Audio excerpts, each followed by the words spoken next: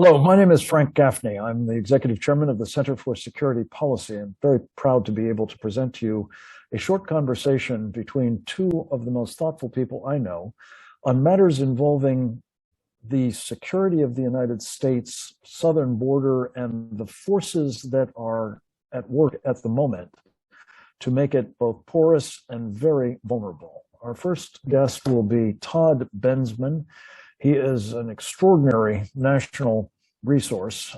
These days, a senior national security fellow with a wonderful organization, the Center for Immigration Studies. He's the author of a terrific book, America's Covert Border War.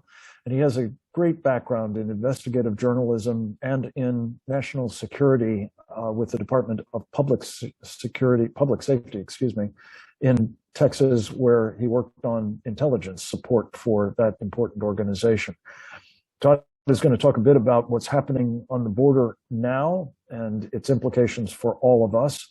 Our second guest will be Francisco Tudela. He is a former first vice president of Peru and is in this country at the moment, talking about what's happening to his country and the implications it will have not only for his own people and the region, but also for ours. And in particular, for the purpose of this discussion, we're going to focus on the prospect of decidedly still more illegal aliens coming from his country, perhaps, as well as others, in the event things go very badly in Peru, which seems to be a decided possibility here. Todd Bensman, we're going to start with you. Give us a sense of the lay of the land at the moment, if you would, in terms of what's been described, I think, by you and others as an invasion, thanks to the Biden effect.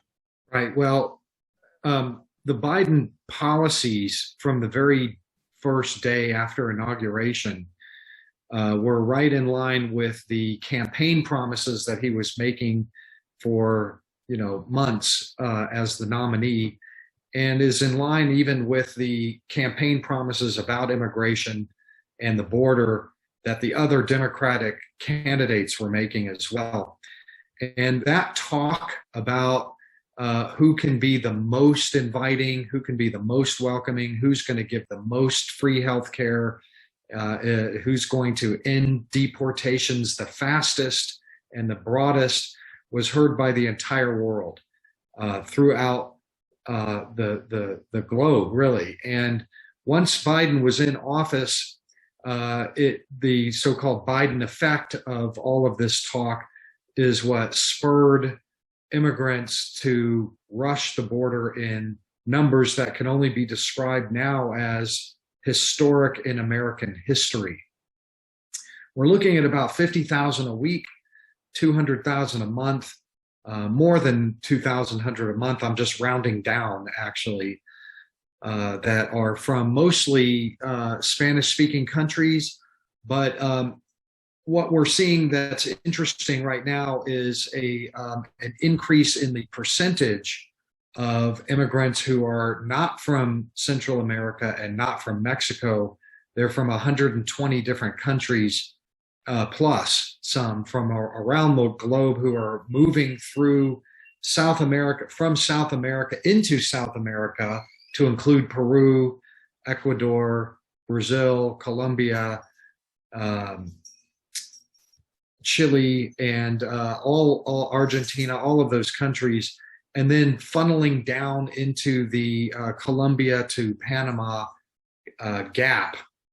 And that number is at about 27% of the total that are hitting the U.S. southern border right now. It's a very, very large number. Normally it's about 2%, 1% even, or even less than that on an annual basis. So the immigration is coming from what we call extracontinental regions of the world, to include the Middle East, all of the Middle Eastern countries, and to include also places like South Asia. Afghanistan has always produced a certain number of immigrants who have been able to make that route to the Texas, Arizona, California border. I expect that there will be a lot more Afghanis. And then also we're seeing a tremendous number of South American countries, country nationals. For example, a lot of Venezuelans. I see them all the time. a great number of Colombians. I met a lot of Ecuadorians on my last trip down to Del Rio. I have not met too many Peruvians, but I know that they are also coming, and that there certainly is routing from Peru and right into the funnel that I just talked about.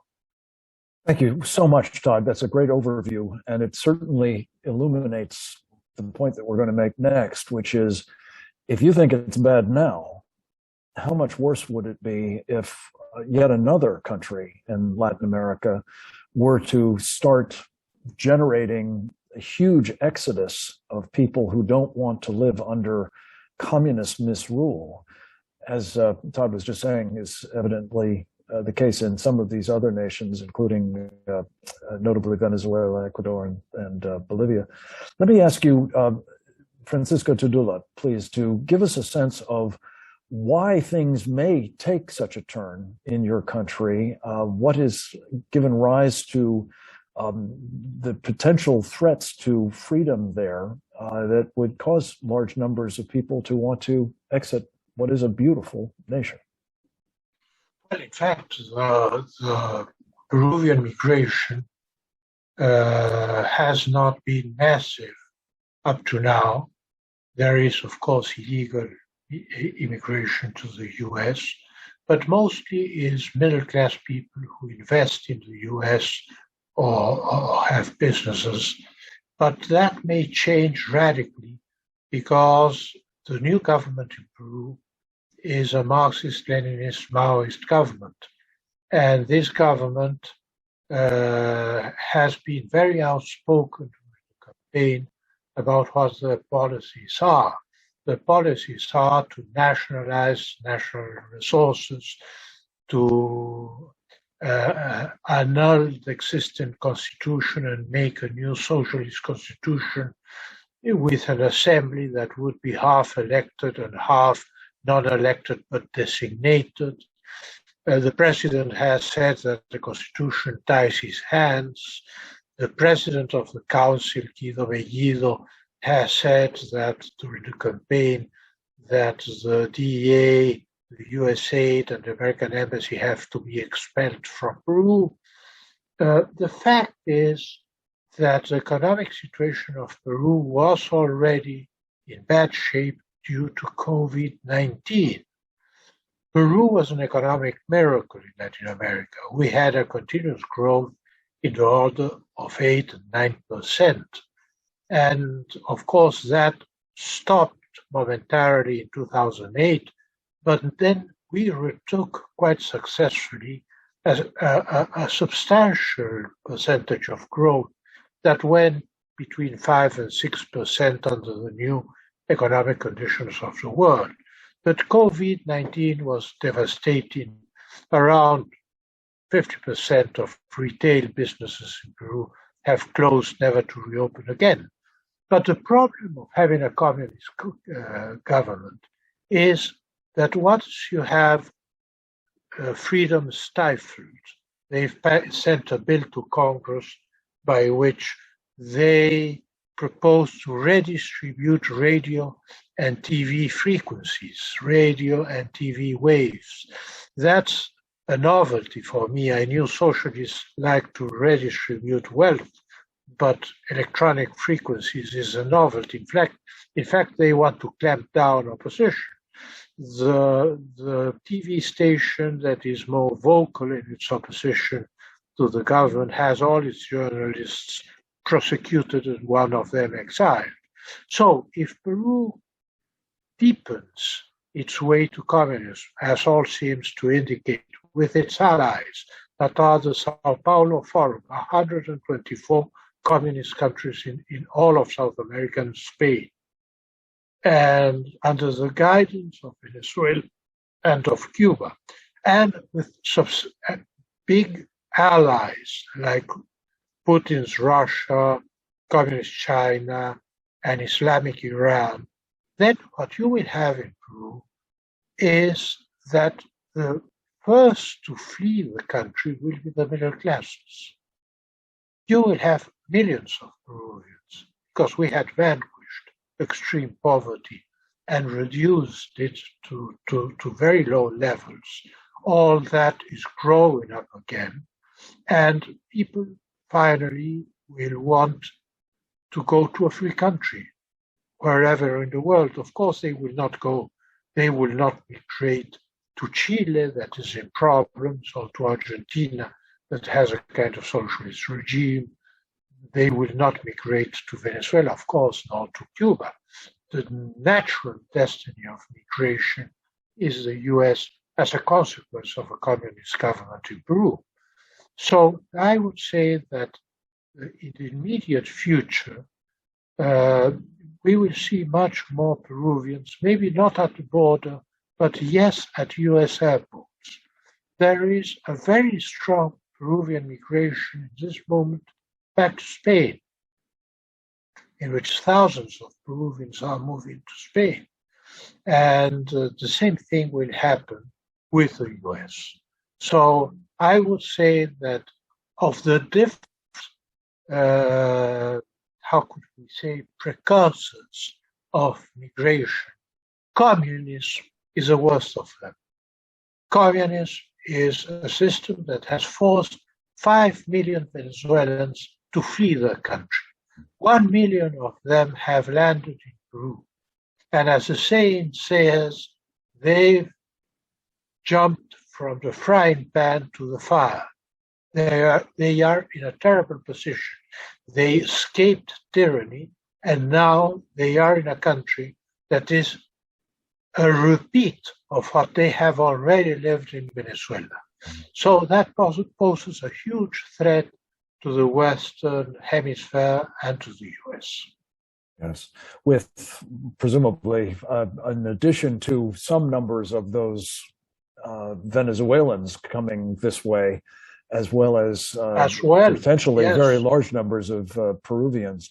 And that brings me to the point of really your remarks, I think, Mr. Vice President, and that is we're watching perhaps a Venezuela on steroids in Peru, if only because the people now running it are, if anything, even more dangerous, arguably, than Chavez and much more dangerous, Maduro. Much more dangerous. But also that they are, moving much more rapidly than those guys did to try to take over and take down their country, no? Exactly, because they are Maoist. There's nothing to the left of Maoism. It's a peculiar thing in Latin America because most of Latin America communist regimes were more pro-Soviet than Maoist in the Cold War. But in the case of Peru, Peru had a substantial Maoist communist movement, and the ones who were in minority were the ones from Moscow. So the Communist Party dependent on Moscow was minoritarian. And the fact is that this party that is ruling Peru is linked to the political arm of Shining Path, and the national prosecutor is investigating the links between the party, Peru Libre, and the military arm of Shining Path in the south of Peru, in the Frame region, that controls 88,000 hectares of coca plants and exports 810 tons of refined cocaine to the United States and Europe. So these people are very dangerous. There's nothing to the left of them, and they despise, that's the word, democracy. They despise the law, they despise the Constitution, and will not stop in anything to get to their aims. Yeah, and needless to say, people in Peru who love those things that they despise are going to find it to be a very inhospitable place, to say the least. And many of them, I think, will bail out. Let me just pull in Todd Bensman, if I may, for one further and perhaps final question to you, Todd. Few people are following more closely the magnitude of the impact on our country of the immigration that has taken place to date. You were at the border in Del Rio doing a terrific job of covering, for example, that latest surge of Haitians. There's reports of an 85,000 Haitian convoy headed this way. If you could, very briefly, what would your recommendation be to try to protect our country from these further surges, whether it's from the Haitians, whether it's from the Venezuelans or the Peruvians, or for that matter, the rest of the world? And what are the prospects under this administration that such steps will be taken, do you think? Sure. Well, I guess I'd start by making a distinction between economic migrants like Haitians and Venezuelans who are fleeing a collapse of their system, their economy, and their way of life completely due to a political upheaval there. Those two things are quite different. We tend to, as a nation, want to control the borders against just, multitudes, masses of purely economic migrants from failed countries like Haiti that are irredeemably failed, Somalia and other places, Libya, and Peru. I think the gentleman mentioned that initially you would see a lot of Peruvians if we were to start to see the crumbling of economic institutions in Peru, probably fly into airports. And I think the gentleman is correct in that. But I don't think that, I think that would be correct in the event of the Peruvian elite, the people who own industries and business or potential targets of nationalization that we might see under, communist, Maoist rule. I don't know if they're talking about that, but I'm guessing that there are already some of those people in that category who are preparing for the worst.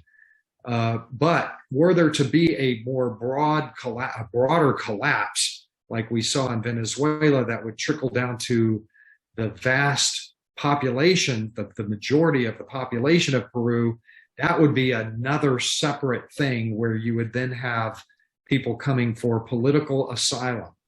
And they may very well qualify for political asylum, like a lot of the Venezuelans. Like, it's obvious what's happening. They actually don't want to come here. I've spoken with a lot of Venezuelans. They aren't interested in living here, like the Haitians or others. But having said that, we potentially could have a very significant population of working class Peruvians, middle class Peruvians that might be in the same position as the Venezuelans, who are then trying to get over the border. And they would have asylum claims, and they would be treated probably in a little bit different manner than Haitians and Central Guatemalans. But were we to want to control for that, one of the obvious ways to do that is to require that they wait in Mexico, for example, under the Trump policy, where they had to apply for asylum elsewhere and wait that out, as opposed to just unimpeded, unopposed mass migration into the country, which significant segments of the U.S. constituency do not want, are not interested in that. Repatriation flights that I talked about before, to back to home countries, well, those wouldn't necessarily work for Peruvians or Venezuelans who are actually fleeing actual real communist or Vietnamese vote people, for that matter.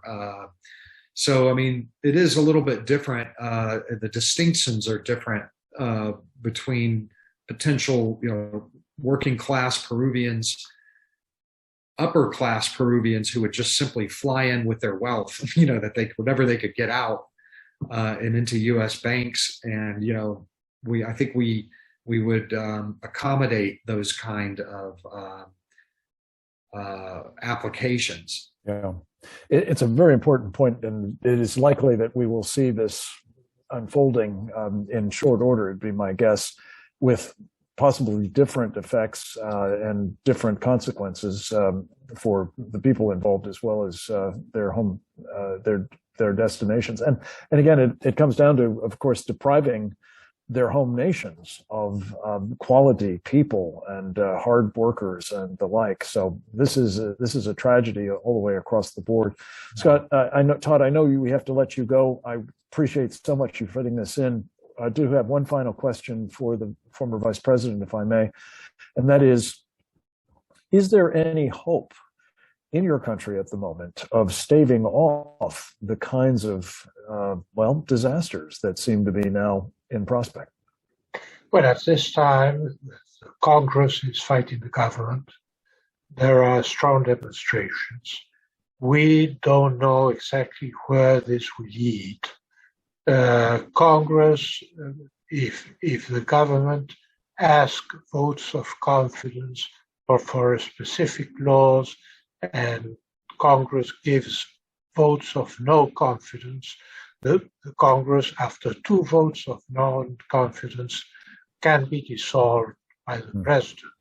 So the strategy of the communist government is to get those votes of non-confidence to dissolve the Congress.